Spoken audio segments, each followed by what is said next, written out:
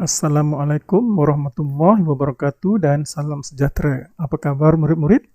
Berjumpa lagi dalam mata pelajaran Bahasa Melayu. Tema hari ini ialah tema 8, Damainya Bumiku. Unit 22, Bumiku Sejahtera. Tajuk Penghalau Serangga Organik. SK 2.5.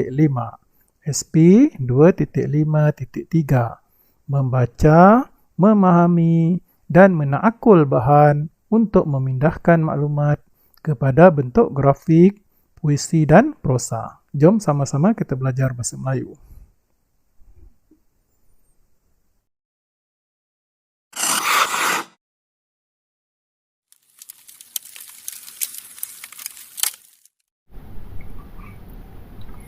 Baiklah semua, tema kita pada hari ini ialah Damainya Bumiku. Unit 22, Bumiku Sejahtera. Tajuk Penghalau Serangga Organik. Standard kandungan 2.5, standard pembelajaran 2.5.3. Objektif, pada akhir pengajaran dan pembelajaran, murid dapat membaca, memahami, dan menakul bahan untuk memindahkan maklumat kepada bentuk grafik, puisi atau prosa. Sekarang kita rujuk muka surat 127. Membaca. Tajuk Penghalau Serangga Organik. Di sini diletakkan gambar, bahan disediakan, bahan dikisar, bahan ditapis, bahan disembur. Kita lihat perbualan di sini. Kawan-kawan, saya ada petua untuk menjaga tumbuh-tumbuhan. Tahukah kamu caranya? Kita boleh membuat bahan penghalau serangga organik untuk disemburkan pada pokok. Elakkan penggunaan racun serangga kerana bahan ini akan merosakkan alam. Bagaimanakah kita hendak membuat bahan-bahan penghalau serangga organik? Jadi, Amar menerangkan di sini kepada rakan-rakannya bagaimana cara untuk membuat bahan penghalau serangga organik berdasarkan gambar-gambar yang diletakkan di muka surat 127 ini. Sekarang kita lihat yang pertama, bahan disediakan.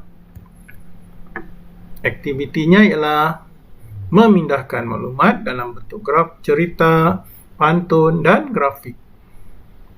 Kita akan pindahkan maklumat-maklumat ini kepada bentuk cerita, pantun atau grafik. Baiklah, mula-mula kita lihat bahan disediakan air mineral, minyak masak, serbuk sabun, halia, bawang dan cili padi. Di sini disediakan, mula-mula sediakan 1 liter air mineral, 1 sudu besar minyak masak, 1 sudu besar sabun basuh, 4 hingga 6 ulas bawang putih, 2 biji bawang merah, beberapa biji cili padi dan seketul halia. Ini contoh untuk kita menggunakan bahan yang disediakan. Jadi kita tulis satu perenggan untuk menerangkan tentang bahan yang disediakan. Seterusnya kita lihat bahan yang dikisar. Jadi bahan-bahan tersebut dimasukkan ke dalam mesin pengisar sebelum dikisar. Jadi kita lihat ayat-ayat yang boleh kita tulis untuk bahan dikisar. Baik, seterusnya masukkan bahan-bahan tersebut dan air ke dalam mesin pengisar, lalu kisar bahan-bahan itu sehingga hancur dan betul-betul sebati. Jadi ini kita boleh buat perenggan untuk bahan dikisar. Baiklah, sekarang kita lihat pula gambar yang ketiga iaitu bahan ditapis. Bahan-bahan tersebut ditapis setelah dikisar sehingga betul-betul sebati. Kita lihat ayat yang boleh kita tuliskan ya. Selepas itu, bahan yang telah sebati ditapis untuk mendapatkan airnya sahaja. Masukkan ke dalam botol penyembur serangga. Jadi bahan-bahan yang sudah dikisar, ditapis, kemudian dimasukkan ke dalam botol penyembur serangga. Akhir sekali kita lihat gambar yang keempat, iaitu gambar yang terakhir di sini. bahan disemburkan. Frasa yang diberi bahan disemburkan. Kita lihat murid ini telah menggunakan bahan yang telah digunakan di dalam botol penyembur serangga untuk menyembur pokok bunga. Kita lihat contoh ayat yang boleh kita tuliskan di sini ya. Baik, akhir sekali sembur penghalau serangga itu pada tumbuh-tumbuhan mengikut keperluan. Ini adalah contoh untuk kita menulis perenggan untuk bahan disemburkan. Baiklah, akhir sekali kita boleh lihat di bahagian bawah perenggan itu dituliskan dengarlah pantun saya ini. Jadi contoh pantun kita boleh buat. Kisar halia menjelang malam, mesin dipacu supaya sekata.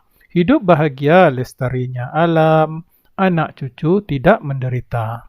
Ini sebagai contoh pantun yang anak-anak atau murid-murid boleh buat. Murid-murid boleh juga buat pantun sendiri yang cikgu pikir mungkin lebih menarik. Kesimpulannya di sini, pantun ini menjelaskan supaya kita menggunakan bahan organik, contohnya di sini penghalau serangga organik yang tidak mengandungi bahan kimia. Hasilnya alam akan jadi lestari dan generasi yang akan datang tidak akan menderita oleh pencemaran. Baiklah anak-anak atau murid-murid semua, kita lihat keseluruhannya ya. Jadi kita gabungkan keseluruhan keempat gambar tadi menjadi beberapa perenggan dan seterusnya menjadi satu cerita. Kita mulakan perenggan yang pertama tadi. Kawan-kawan, saya ada petua untuk menjaga tumbuh-tumbuhan. Seterusnya sehingga mula-mula. Kita lihat mula-mula ya. Mula-mula sediakan 1 liter air mineral, 1 sudu besar minyak masak, 1 sudu besar sabun basuh, 4 hingga 6 ulas bawang putih, beberapa biji cili padi dan halia.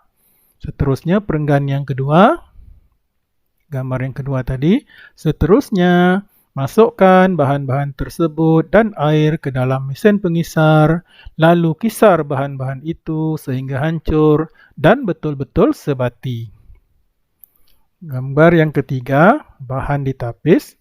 Selepas itu, bahan yang telah sebati ditapis untuk mendapatkan airnya sahaja.